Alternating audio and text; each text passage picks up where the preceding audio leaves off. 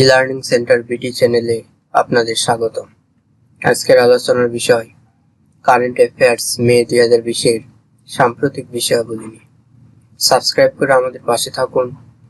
নিয়মিত সবার আগে আপডেট পেতে বেল আইকনে ক্লিক করে রাখুন। তো চলুন কথা না বাড়িয়ে চলে যাই মূল আলোচনায়। সরকারের রোগতত্ত্ব, রোগ নিয়ন্ত্রণ ও গবেষণা প্রতিষ্ঠান প্রথম কবে থেকে করোনা ভাইরাস শনাক্তের পরীক্ষা শুরু করে? 2 ফেব্রুয়ারি 2020। বাংলাদেশের নিট পোশাক শিল্প মালিকদের সংগঠনের নাম কি? BKMEA।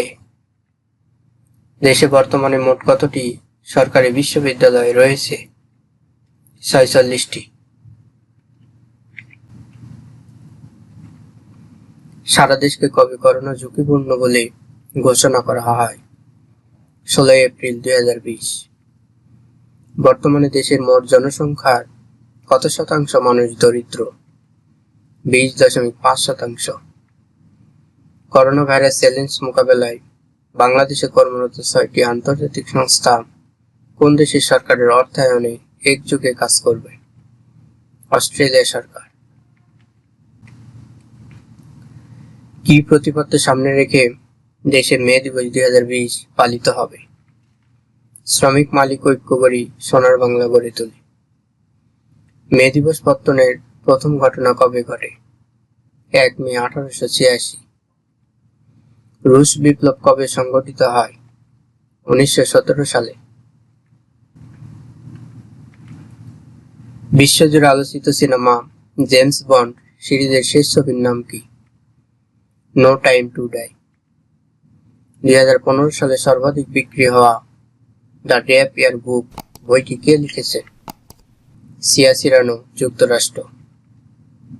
গিনি বিসাউ এর বর্তমান প্রধানমন্ত্রীর নাম কি?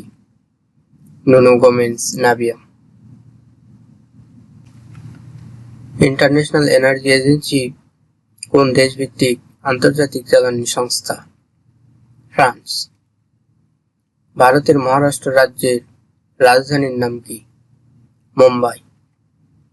করোনা ভাইরাস মোকাবেলায় সুইডেনের পরিবেশ কর্মী গ্রেটা থুনবার্গ সম্প্রতি ইউনিসেফকে কি পরিমাণ অর্থ অনুদান দিয়েছেন? 1 লাখ মার্কিন ডলার।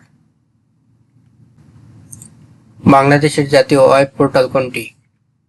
www.bangladesh.gov.bd। অভিকর্ষ স্থলন জি এর মান কোথায় সবচেয়ে কম? বিষুবীয় অঞ্চলে।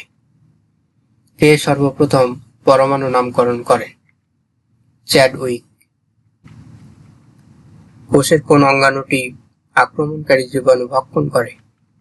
লাইসোজোম। ফিফা র্যাঙ্কিং অনুযায়ী বাংলাদেশ ফুটবল দলের বর্তমান অবস্থান কততম? 187তম। বাংলাদেশের ফুটবল ইতিহাসে প্রথমবারের মতো কবে ভুটানের বিপক্ষে হেরে যায়? 10 অক্টোবর 2016। ফ্রান্স ফুটবলের শীর্ষ লিগে 2019-20 সিজনে কোন দলকে চ্যাম্পিয়ন ঘোষণা করা হয়েছে? Paris Saint Germain. এতক্ষণ আমাদের সাথে থাকার জন্য ধন্যবাদ। আশা করি ভিডিওটি ভালো লেগেছে। যদি ভালো লেগে থাকে অবশ্যই লাইক, কমেন্ট, শেয়ার এবং সবার আগে আপডেট পেতে চ্যানেলটি সাবস্ক্রাইব করে রাখুন।